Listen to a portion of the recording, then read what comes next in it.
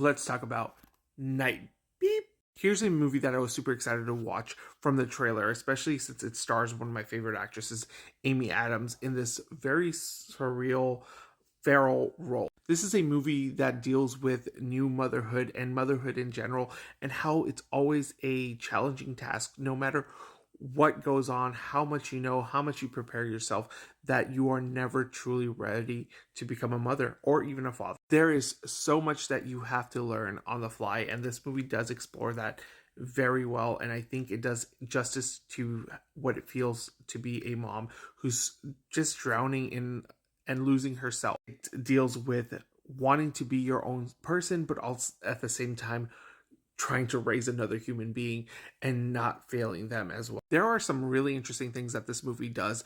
There's these moments of internal monologue. There's these moments that really show how much a mom really cares and the things that they have to do to make their child happy and feel prepared and to build their confidence. A lot of that I saw in this movie is things I've experienced seeing my own wife raise our son. And while I think the writing and the intent is really good in this movie, I feel like the premise itself was not fully explored.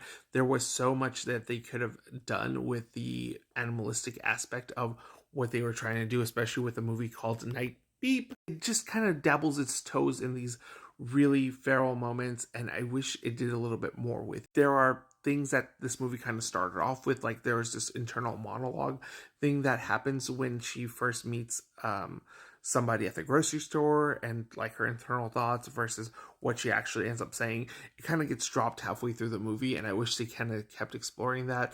There was a kind of a situation of her starting to transform into a dog that doesn't really get completely played around with as much as you would think. But I think that the themes that it does tackle as like a family drama or even like a family dramedy, it does do it pretty solidly, and I did enjoy that because there was a lot of things that I saw in my own relationship, in my own life there, and I just want, it makes me want to be a better man for my wife. I mean, Amy Adams is really good in this movie.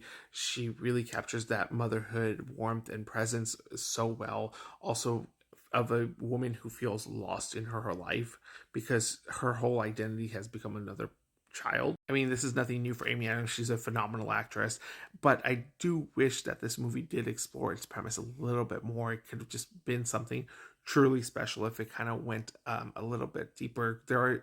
I do feel like the movie does end a little abruptly, like the last act kind of just rushes.